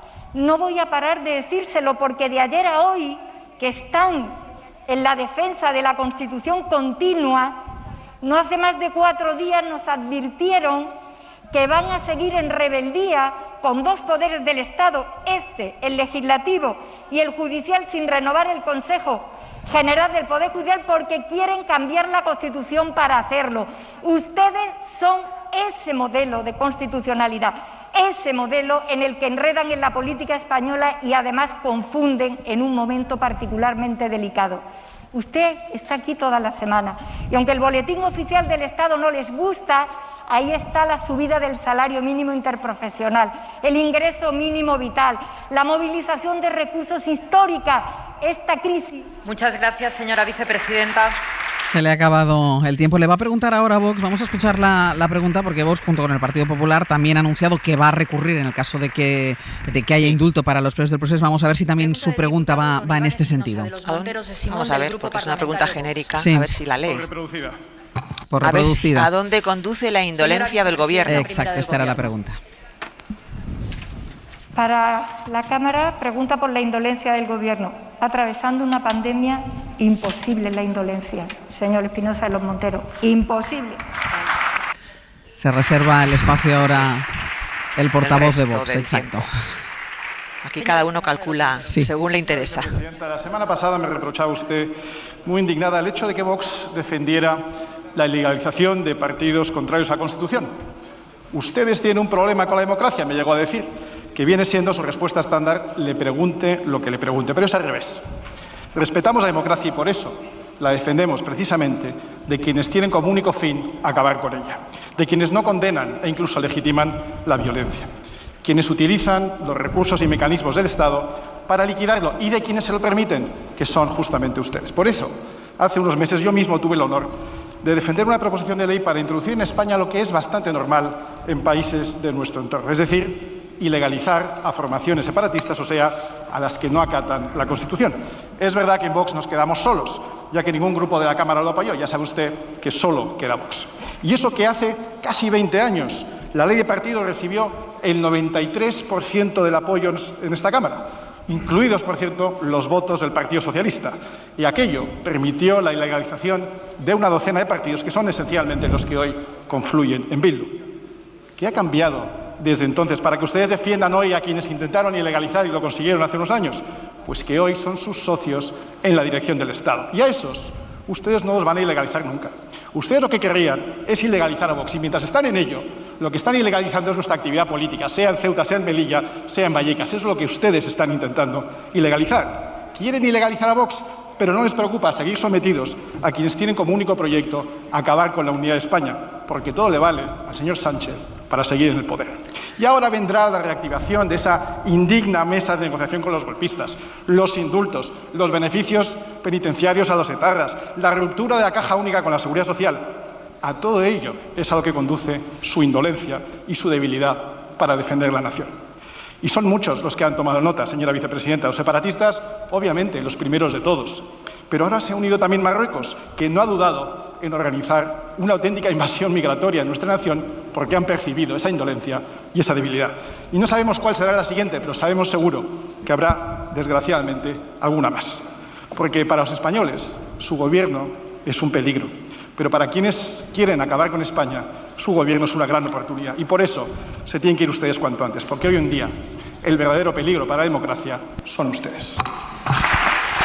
Insiste una mezcla, una mezcla de muchas cosas. Exacto, indultos, Marruecos e insiste en el mantra de la ultraderecha de ilegalizar a los partidos nacionalistas. Pero muchas cosas, desde luego, no preguntas, que es para lo que en principio se prevé en estas sesiones de control al gobierno. Exacto. También se crea algo de confusión a veces en lo que se dice. Señora presidenta, señor Espinosa de los Monteros, usted me pregunta siempre lo mismo, porque usted lo que hace es cuestionar el modelo democrático. Este es el gobierno de una gran democracia que funciona con principios y con rigores democráticos, entre los cuales está la convivencia de ideas diferentes, esa que a ustedes les ha costado mucho trabajo a lo largo de la historia y por lo que veo les sigue costando todavía mucho trabajo. ¿Sabe de lo que le hablo? De convivir entre diferentes sosteniendo los principios que nos incluyen a todos para poder hacer un reflejo exacto de cómo es nuestro país. Y también les pasa con la estructura territorial de nuestro país, la derecha, y ustedes particularmente, pero el Partido Popular también, todavía no han aceptado la realidad de este país, la realidad histórica de este país que hace que tengamos una estructura territorial diversa. El día que la acepten, porque en la Constitución ya está en su título 8º y en su artículo 2, este país entrará en una vía de mucha tranquilidad política, porque ustedes jalean esto continuamente. Y yo sí que le voy a poner sobre la mesa dos cuestiones. ¿A qué han ayudado ustedes contra la violencia yéndose a Ceuta, a una ciudad española que ha pasado por unos momentos complicados? ¿En qué han ayudado ustedes? En nada. ¿En qué ayudan hablando de violencia cuando niegan la violencia contra las mujeres con los asesinatos de los últimos días y se niegan a la dignidad de esas mujeres asesinadas? ¿No son patriotas esas españolas? ¿No están en España? Esos son los problemas que tienen ustedes para aceptar la realidad en la política, diversa y democrática.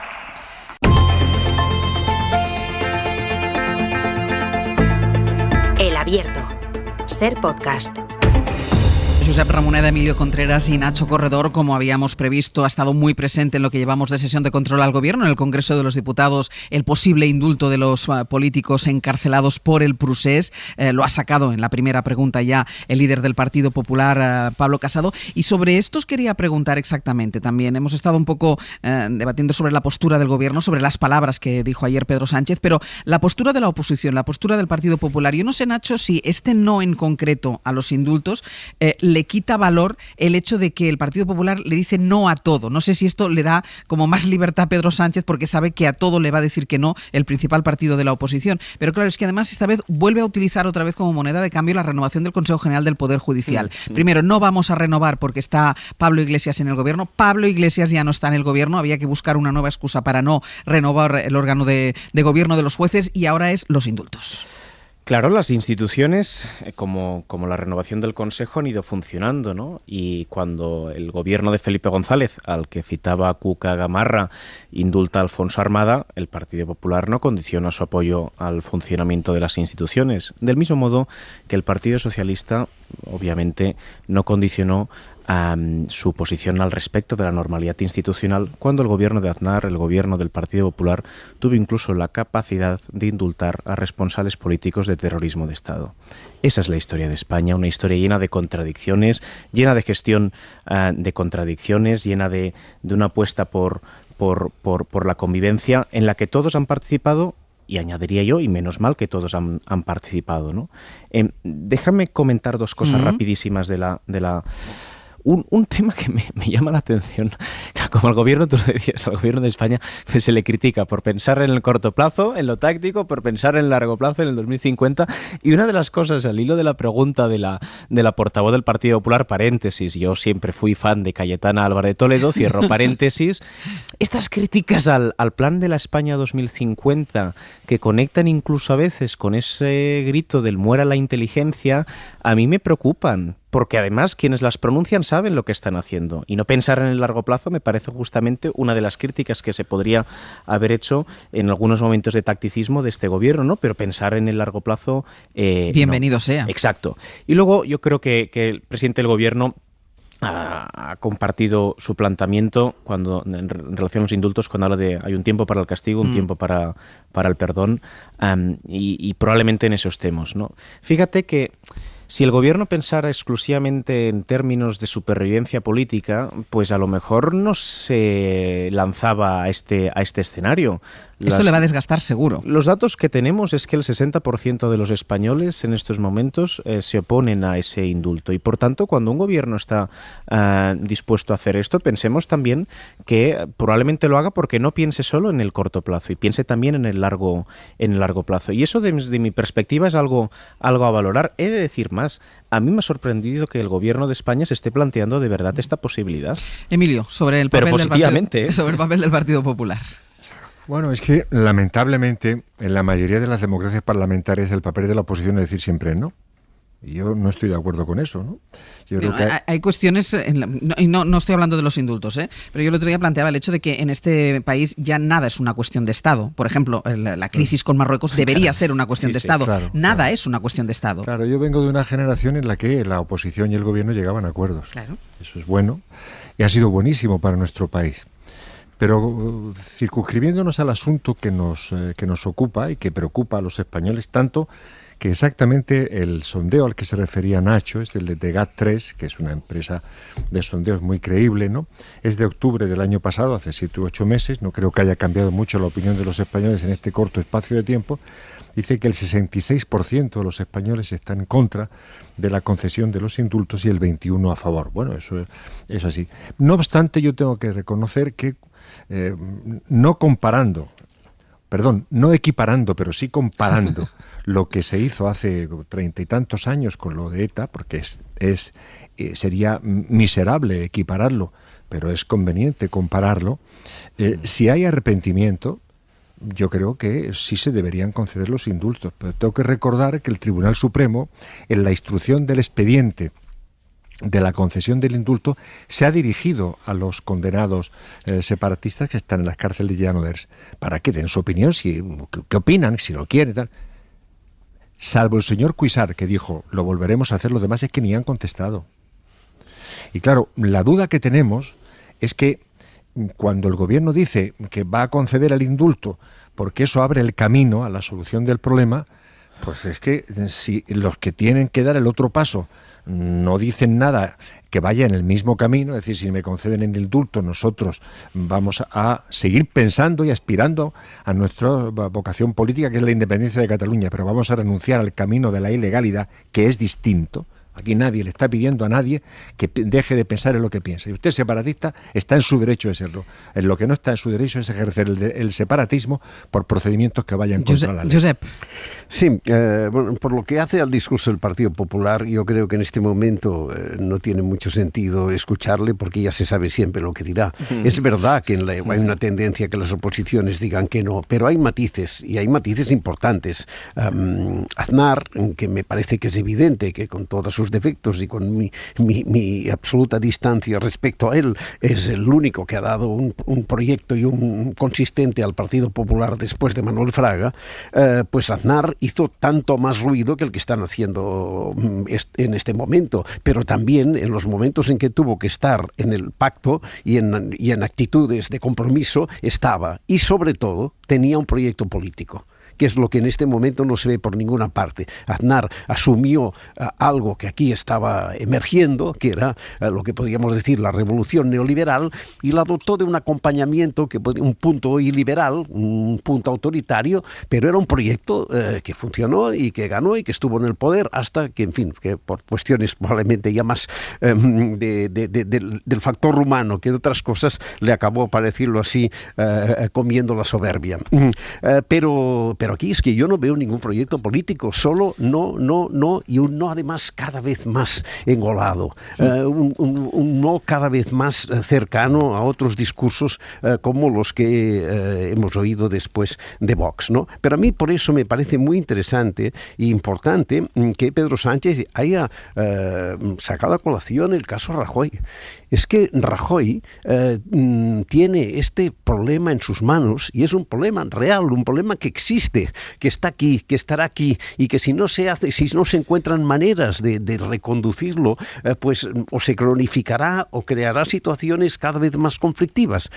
Tuvo 5 años para afrontar políticamente este problema, desde 2012, cuando más le visitó, hasta el momento del 1 de octubre de 2017. En 5 años, ¿qué hizo Rajoy en 5 años para buscar vías políticas, para encauzar, para cambiar los ritmos, con un precedente que ya venía de una campaña que se cargó el estatuto, que si aquel estatuto hubiese transitado de modo natural y sin el descalabro que hizo el Tribunal Constitucional, pues probablemente estaríamos en otra fase, porque con un estatuto aprobado se habría un ciclo de un montón de años hasta pensar en una renovación.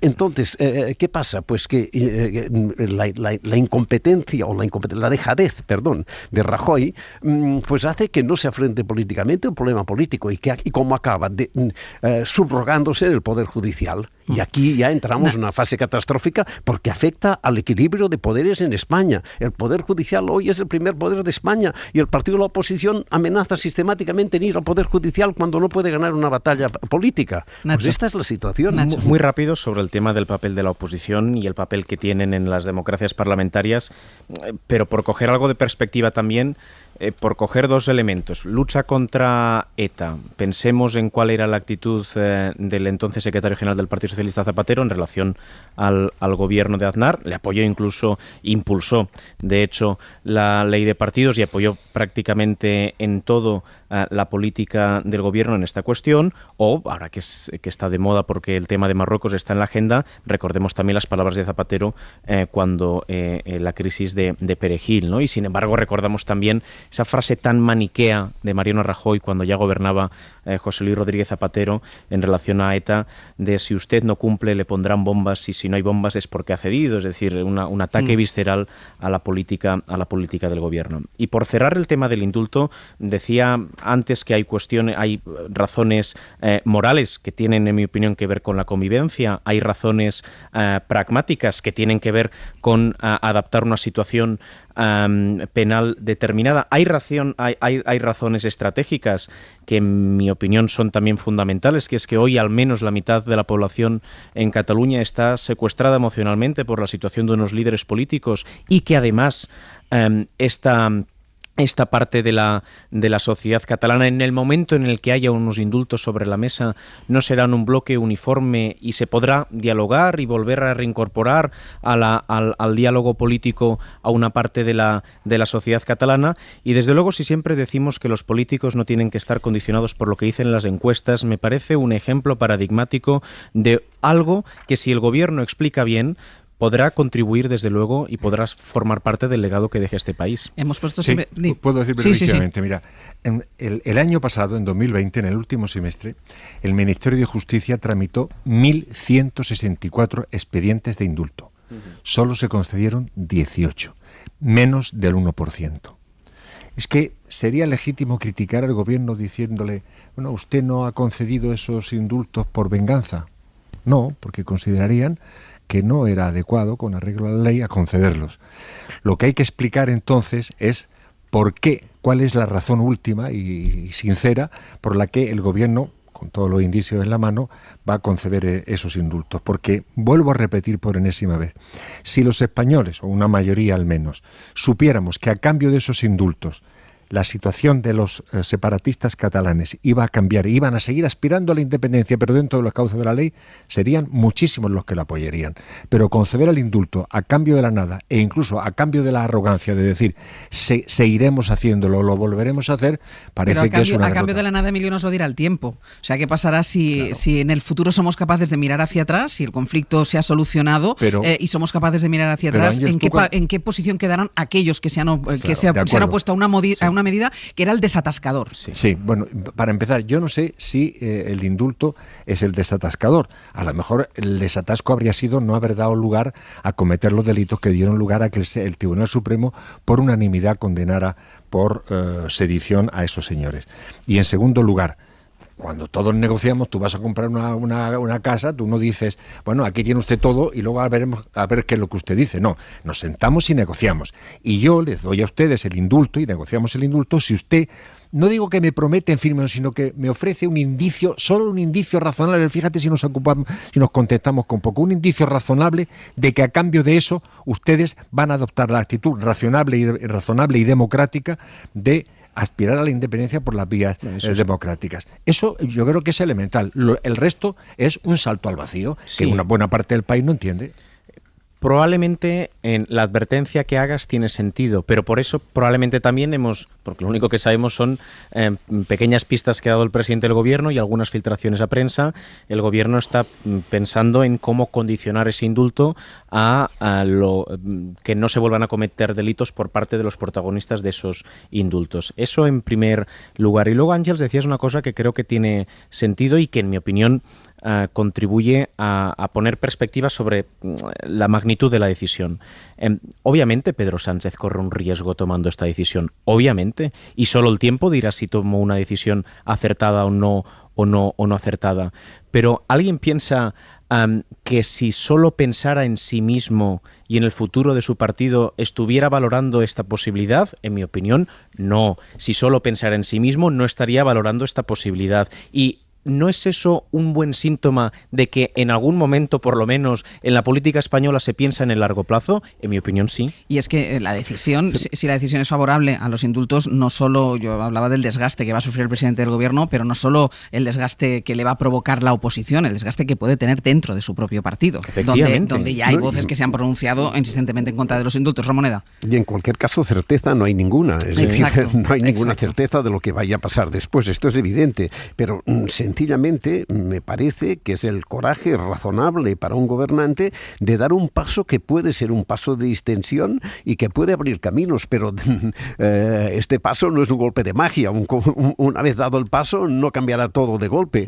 Pues habrá que emprender unos trabajos muy complicados y ni fáciles ni garantizados. Esto es obvio. Déjame que me quedan 3 minutitos y un poquito más.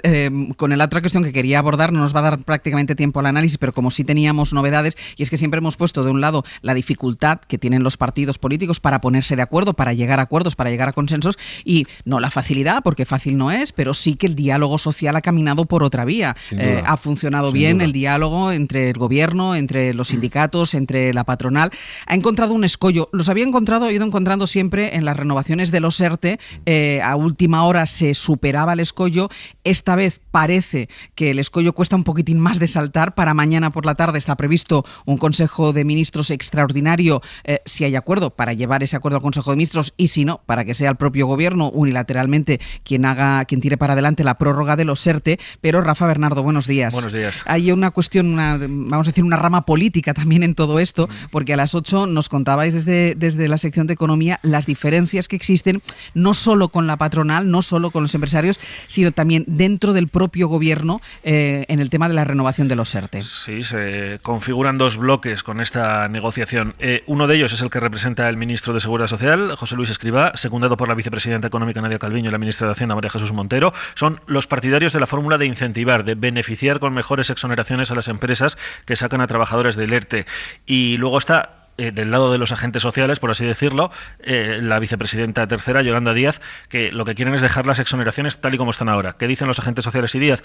Que lo que está funcionando bien no hay que tocarlo, sobre todo cuando el horizonte de los ERTE es menguante gracias a la vacunación y a el impulso que tomará la economía en verano. Queda poco tiempo de esta fórmula, ¿para qué hacer experimentos? Y el otro bloque, el encabezado por Escrivá, dice que precisamente porque mejora la situación económica y las perspectivas de activación son mejores, ha llegado el momento de dar pues como un empujón, ¿no?, a las empresas que se decidan a volver a la actividad con estímulos, y los datos evidencian, dice el Ministerio de Seguridad Social, que la salida de los ERTE podría ser más rápida de lo que está siendo, que se está creando empleo a un ritmo mayor de lo que se están reactivando los trabajadores en ERTE, y esto genera un potencial riesgo de enquistamiento. Así que mañana por la tarde tendremos la solución con ese Consejo de Ministros. Veremos si el gobierno se inclina de uno de los bloques, del de Escrivá, o del otro bloque, el que estaría representado por Díaz. Y las diferencias que hay entre el gobierno y la patronal, con ese último documento que presentó el gobierno, ¿tú crees que se pueden limar de aquí a mañana? Bueno, de momento las últimas declaraciones y los últimos movimientos de los que yo tengo constancia es que se reafirman cada uno en su posición.